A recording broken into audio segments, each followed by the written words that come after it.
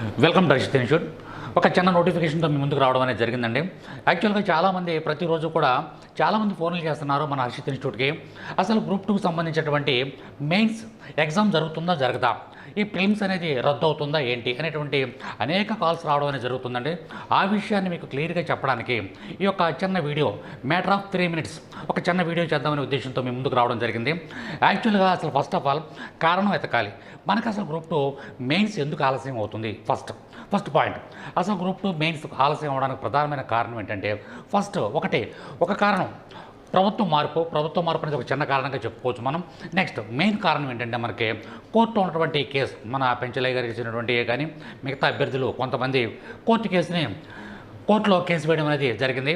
వాళ్ళు చెప్పేది ఏంటంటే జీవో 77 ప్రకారం ఇక్కడ మనం చూసుకున్నట్లయితే ప్రిలిమ్స్లో కూడా రోస్టర్ విధానాన్ని పాటించాలి. మనకు అలా తీసుకున్నారు అని చెప్పేసారంటే 1:100 రేషియోలు తీసుకున్నారు.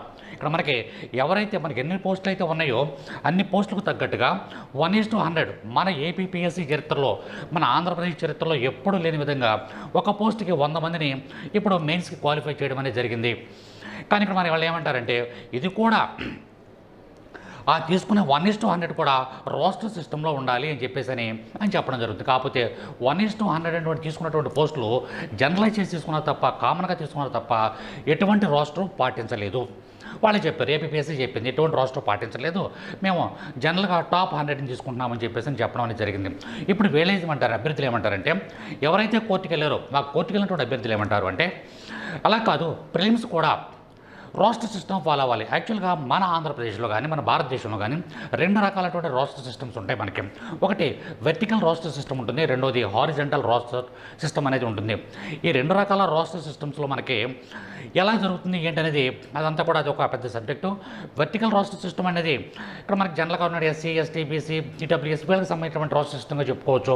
హారిజంటల్ రోస్టర్ సిస్టమ్ అనేది ఉమెన్స్కి సంబంధించినటువంటి, అలాగే ఫిజికల్లీ డిసేబుల్డ్ పర్సన్ గురించి, అదేవిధంగా మనకి సర్వీస్ మ్యాన్, ఉమెన్ వీళ్ళకి సంబంధించినటువంటి రోస్టర్ సిస్టమ్గా మనం చెప్పుకోవచ్చు. సరే, ఏది ఏమైనప్పుడు కూడా కొన్ని సందర్భాల్లో 2 రోస్టర్ సిస్టాలు మనం ఫాలో అవడం అనేది జరుగుతుంది. సరే, ఇప్పుడు ఎందుకు లేట్ అవుతుంది? ప్రధానమైన కారణం ఏంటంటే కోర్టు కేసు, హైకోర్టులో ఈ యొక్క కేసు ఉండడం వల్ల ఇది లేట్ అవ్వడం అనేది జరుగుతుంది.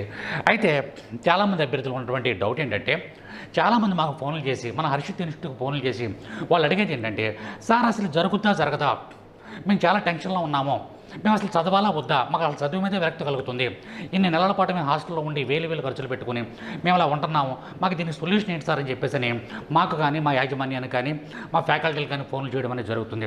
యాక్చువల్గా చెప్పాలంటే ఇక్కడ మనకి నోటిఫికేషన్ మీరు ఒక్కసారి గమనించినట్లయితే నోటిఫికేషన్లో ఏపీపీఎస్సీ నోటిఫికేషన్లో పాయింట్ 13.2 కానీ చూసుకున్నట్లయితే వాళ్ళు చాలా క్లియర్గా చెప్పారు, ఈ యొక్క టైం టు టైం దాంట్లో వచ్చిన నోటిఫికేషన్లో మార్పులు చేసే అధికారం ఏపీపీఎస్సీకి ఉంది అని చెప్పేసి చాలా క్లియర్గా మెన్షన్ చేయడం జరిగింది.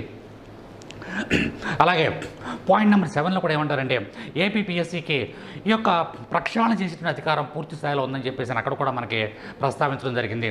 సరే, ఎందుకు వెళ్ళారు వీళ్ళు, ఎందుకు కోర్టుకు వెళ్ళారు, రోస్టర్ సిస్టమ్ ఫాలో ఎందుకు కోర్టుకు వెళ్ళారంటే రీసెంట్గా తెలంగాణలో జరిగినటువంటి ఎస్ఐ కానిస్టేబుల్ ఎగ్జామ్స్లో, అలాగే ప్రిలిమ్స్లో రోస్టర్ సిస్టమ్ ఫాలో అవ్వాలని చెప్పేసి అభ్యర్థులందరూ కూడా కోర్టుకు వెళ్తే అక్కడ కోర్టు ఏంటంటే అభ్యర్థుల తరపున అక్కడ తీర్పు ఇవ్వడం వల్ల మరలా ఎగ్జామ్ కండక్ట్ చేయవలసిన పరిస్థితి వచ్చింది.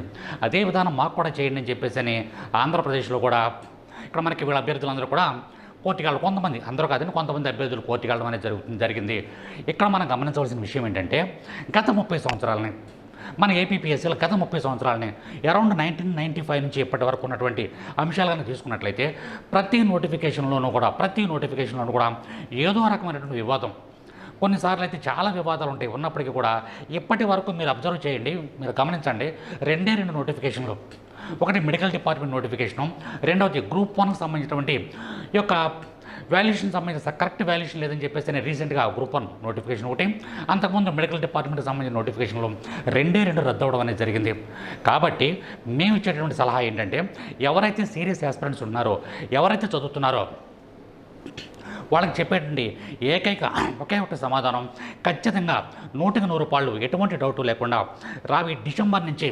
ఈ డిసెంబర్ నుంచి ఫిబ్రవరి లోపల ఎట్టి పరిస్థితుల్లో కూడా మనకి గ్రూప్ 2 మెయిన్స్ ఎగ్జామ్ అనేది జరుగుతుంది. దాంట్లో డౌట్ లేదు. సరే డిసెంబర్లో జరుగుద్దా, జనవరిలో జరుగుద్దా, ఫిబ్రవరిలో జరుగుద్దా అంటే ఈ రాబోయేటటువంటి చైర్మన్ గారి మీద ఆధారపడి ఉంటుంది. ఈ చైర్మన్ నియామకం ఎప్పుడు జరుగుతుంది అంటే ఈ సెప్టెంబర్ ఎండింగ్లో కానీ అక్టోబర్ ఫస్ట్ వీక్లో కానీ 100% చైర్మన్ రాబోతున్నారు. మనకి తెలిసినటువంటి న్యూస్ ప్రకారం చూసుకున్నట్లయితే ఈ యొక్క సెప్టెంబర్ మంత్ ఎండింగ్లో కానీ అక్టోబర్ ఫస్ట్ వీక్లో కానీ తప్పనిసరిగా మన ఏపీపీఎస్సీ చైర్మన్ గారు రాబోతున్నారు. ఆయన వచ్చిన తర్వాత ఆయన తీసుకున్నటువంటి స్పీడ్ నిర్ణయాన్ని బట్టి, ఆయన తీసుకున్నటువంటి యాక్యురసీని బట్టి మన యొక్క ఎగ్జామ్ అనేది కండక్ట్ చేయడం జరుగుతుంది. ఫైనల్గా చెప్పేది ఏంటంటే ఫస్ట్ ఆఫ్ ఆల్ ఇప్పుడు ఓపిక ఉండాలండి. గ్రూప్ 2 అంటే చిన్న పోస్ట్ కాదు, డైరెక్ట్ గెజిటెడ్ పోస్ట్. అది చాలా పాజిటివ్ థింకింగ్ ఉండాలి. పాజిటివ్గా ఆలోచించండి, నేరోగా ఆలోచించకండి. ఈ ఉన్న సమయాన్ని దేవుడు మీకు ఇచ్చిన మంచి సమయం సద్వినియోగం చేసుకోండి. తప్పనిసరిగా సక్సెస్ సాధిస్తారు. ఎట్టి పరిస్థితుల్లో 100% గ్రూప్ 2 మెయిన్స్ ఎగ్జామ్ జరుగుతుంది. మనకు తెలిసినటువంటి సమాచారం ప్రకారం మీరు ఎటువంటి పరిస్థితుల్లో డిసప్పాయింట్ అవ్వకండి. ఖచ్చితంగా గ్రూప్ 2 మెయిన్స్కి ప్రిపేర్ అవ్వండి. అదే కాకుండా ఇంకొక విషయం, ఫస్ట్ మీటింగ్లోనే ఏపీపీఎస్సీ చైర్మన్ గారు వచ్చినటువంటి ఫస్ట్ మీటింగ్లోనే జరగబోయేది ఏంటంటే ఇంకా మనకి 19 రకాల నోటిఫికేషన్స్ ఉన్నాయి. 19 రకాల నోటిఫికేషన్ పెండింగ్లో ఉన్నాయి. ఆ యొక్క నోటిఫికేషన్ అన్నింటినీ కూడా వన్ బై వన్ వాటికి కూడా మనకి డేట్స్ అని ఇవ్వడం అనేది జరుగుతుంది. ఫస్ట్ మీటింగ్లోనే జరుగుతుంది. కాబట్టి వీటన్నిటికీ మీరు సిద్ధపడి ఉండండి. మీకు ఏమైనా డౌట్ ఉన్నట్లయితే చాలామంది ఇదే విషయం మీద కాల్ చేస్తున్నారని మన ఇన్స్టిట్యూట్కి. తద్వారా ఆ విధంగా మీకు కొంచెం దీని విషయంలో క్లారిటీ ఇద్దామనే ఉద్దేశంతో ఈ వీడియో చేయడం అనేది జరిగింది. మీకు ఎప్పుడు ఎక్కడ ఏ డౌట్ వచ్చినప్పుడు కూడా తప్పనిసరిగా మన ఇన్స్టిట్యూట్కి కాల్ చేయండి. వీలైతే మన ఇన్స్టిట్యూట్ని ఒకసారి విజిట్ చేయండి. Thank you very much. All the best.